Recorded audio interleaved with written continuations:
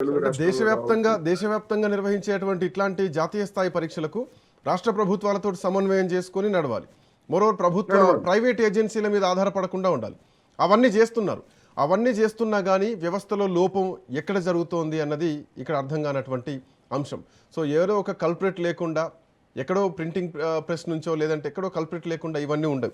But ఇంత భద్రత పాటించినా కానీ విద్యార్థులు మళ్ళీ పరీక్షలు అంటే మళ్ళీ అవి రద్దయినాయి అంటే ఇది బాధపడేటువంటి అంశమే కదా.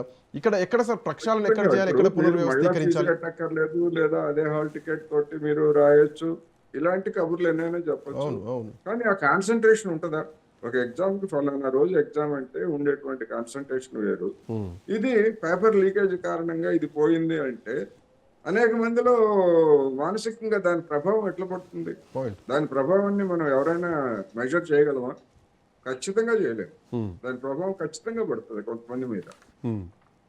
అందుకని ఇటువంటి వాటి పట్ల శాస్త్రీయమైనటువంటి, నేను అందుకే చెప్పాను ముందుగానే, ఇతర దేశాల్లో ఇటువంటి వాటి పట్ల ఏ విధమైనటువంటి విధానాలు అనుసరిస్తున్నారు, వాటి నుంచి మనం ఏం నేర్చుకున్నాం. గతంలో మన్మోహన్ సింగ్ గారు కావచ్చు, లేదా ఇప్పుడు నరేంద్ర మోడీ గారు కావచ్చు, అనేక విదేశాలు తిరుగుతున్నారు. మరి ఏమి నేర్చుకుని వస్తున్నారు? ఇలాంటి మంచి ప్రాక్టీసెస్ని ఎందుకని గతంలో ఫెయిల్ అయ్యారు వాస్తవం. ఇదే మరి బీజేపీ నాయకులు గతంలో ఇటువంటి సందర్భంగా ధ్వజమెత్తారు ఆనాడు ఎవరు అధికారంలో ఉంటే వాళ్ళ మీద. ఇప్పుడు వాళ్ళకి అదే పరిస్థితి వచ్చింది. సో ఇక్కడ ప్రక్షాళన అంటే ఏం చేయాల్సి ఉంటుంది సార్? వాస్తవానికి ఒక పరీక్ష నిర్వహించడమే కాదు, ఉద్యోగాలకు సంబంధించినటువంటి బాధ్యతలు కూడా ఎన్టీఏ చూసుకుంటుంది. సో వాటికి అధిక భారం వేయడం వల్లనే ఇట్లాంటి లీకులు జరుగుతున్నాయి అనుకోవచ్చా? ఒక ఎన్నికల సిస్టమ్ని, ఎన్నికల విధానాన్ని పగడ్బందీగా భద్రతా నిఘా మధ్యలో చేసినంతగా ఒక పరీక్ష విషయానికి వస్తే ఎందుకు చేయలేకపోతున్నారు అన్నటువంటి ప్రశ్న కూడా ఈరోజు విద్యార్థుల నుంచి వినిపిస్తుంది కదా. ఉంటుంది. ఇప్పుడు వికేంద్రీకరణ అనేది కనుక చేసేట్లయితే, ఏదైనా ఒక రాష్ట్రంలో పేపర్ లీకేజ్ అయిందనుకోండి, ఆ రాష్ట్రాన్ని వరకు పరిమితం చేస్తే మిగిలినటువంటి దేశం అంతా ఎఫెక్ట్ కాదుగా, దేశంలో ఉన్నటువంటి విద్యార్థులంతా ఎఫెక్ట్ కాదుగా. ఎందుకని వికేంద్రీకరణ గురించి ఎందుకు ఆలోచించరు? మొత్తం ఎక్కడన్నా ఒక దగ్గర లీక్ అయితే అది ఉద్యోగం కావచ్చు, పరీక్ష కావచ్చు, మొత్తం దేశం అంతా కూడా ఎఫెక్ట్ కావాల్సినటువంటి అవసరం ఏముంది? అందుకని వికేంద్రీకరణ అనేటువంటిది చూడాలి. దానికి అనుసరించేటువంటి పద్ధతులు, లేకపోతే ఆన్లైన్ ఒక పేపరు అనేటువంటిది ముందుగానే నిర్ణయించి, ముందుగానే ప్రింట్ చేసి, లేకపోతే ఇటువంటి చేసి, ఇవాళ ఎందుకంటే ఆన్లైన్ అనేటువంటిది అందరికీ అందుబాటులోకి వచ్చిన తర్వాత, ఒక గంట ముందో 2 గంటల ముందో ఆన్లైన్లో ఒక క్వశ్చన్ పేపర్స్ని లేదా వాటిని కొన్ని సెట్ చేసినటువంటి వాటిని చేసి ఆన్లైన్లో అప్పటికప్పుడు ఇచ్చారనుకోండి, 1 గంట 2 గంటల ముందో రిలీజ్ చేశారనుకోండి, ఈ విధమైనటువంటి, అంటే విద్యార్థులు 1 గంట ముందే ఎగ్జామ్ హాల్లోకి వెళ్ళిన తర్వాత 1 గంట టైం ఇచ్చి వాళ్ళకి ఆన్లైన్లో క్వశ్చన్ పేపర్లు రిలీజ్ చేశారనుకోండి, మరి ఇటువంటి ఉదంతాలు జరగవు కదా. అందుకని బెస్ట్ ప్రాక్టీసెస్ ఏమిటి అని విద్యారంగంలో ఉన్నటువంటి నిపుణులు కావచ్చు, లేదా ఇతర వాళ్ళందరినీ కూడా చర్చించాల్సినటువంటి సమయం ఇలాంటి ఉదంతాలు జరిగినప్పుడు వస్తుంది.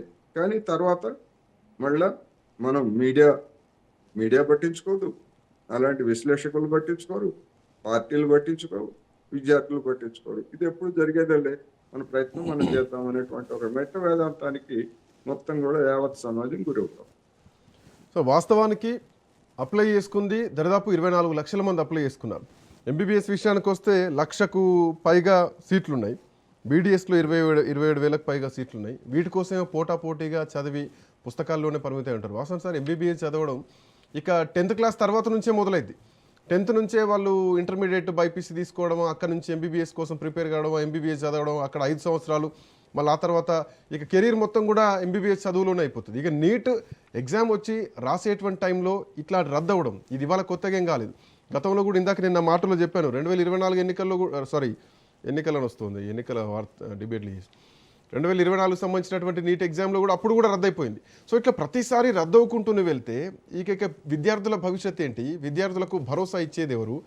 ఆఖరికి ప్రభుత్వమే పేపర్ లీక్ జరిగిందని చెప్పేసి సిబిఐలకు అప్పగిస్తే ఇక ఈ విధానంలో మార్పు రావాలి కదా. గతంలో టీజీపీఎస్సీ లీక్లు అట్లే అయినాయి, ఇప్పుడు నీట్ ఎగ్జామ్స్ కూడా అట్లే అవుతున్నాయి.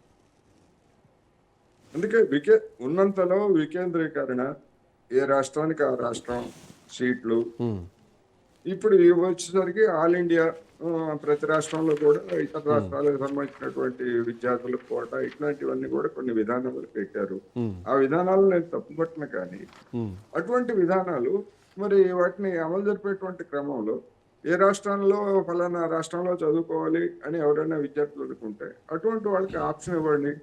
ఇప్పుడు ఉదాహరణకి తెలంగాణలో ఒక 5,000 సీట్లు ఉన్నాయి. 5,000 సీట్లలో 10%, 15% ఇతర రాష్ట్రాల వాళ్ళకి ఉమ్, అవసరమైతే అప్లై చేసుకుంటారు. అదేవిధంగా ఆంధ్రప్రదేశ్లో అప్లై చేసుకుంటారు. అటువంటి వాళ్ళకి అవకాశం ఇవ్వండి. స్థానికులుగా ఉన్నటువంటి వాళ్ళకే ఇప్పుడు నీట్ అయినా ఇంకోటైనా స్థానికులుగా ఉన్నటువంటి వాళ్ళకే ఎక్కువ సీట్లు కేటాయిస్తున్నారు కదా ఇప్పుడు. అందుకని పద్ధతిలో మార్పు రావాలి. అవినీతి అక్రమాలకి అవకాశం ఇవ్వకుండా చూడాలి. ఎక్కడన్నా ఒక జరిగినా కానీ ఇప్పుడు గతంలో మనం చూసాం 10th క్లాస్ కావచ్చు లేకపోతే ఇంకోటి అవును. 2-3 సెట్లు తయారు. అంతకుముందు ఒకే సెట్ ఉండేది. ఉమ్, 2-3 సెట్లు తయారు చేసిన తర్వాత ఒక సెట్ ఒక లీక్ అయిందనగానే ఆ సెట్ తీసేసి వేరే సెట్ ఇవ్వడం అనేటువంటిది గతంలో చేశారు. అదే విధమైనటువంటి పద్ధతుల్ని ఎందుకని ఇప్పుడు నీట్కి కూడా ఒక సెట్ లీక్ అయింది. ఆల్టర్నేటివ్ వేరే సెట్, ఎస్ ఇది లీక్ అయింది, ఇందులో ఉన్నటువంటి పరీక్షలు లేకపోతే ప్రశ్నలు ఇట్లాంటివి రావు, మేము వేరే సెట్ చేస్తున్నాము అని చెప్పేసి ఆ విధంగా plan A, plan B, plan C లాగా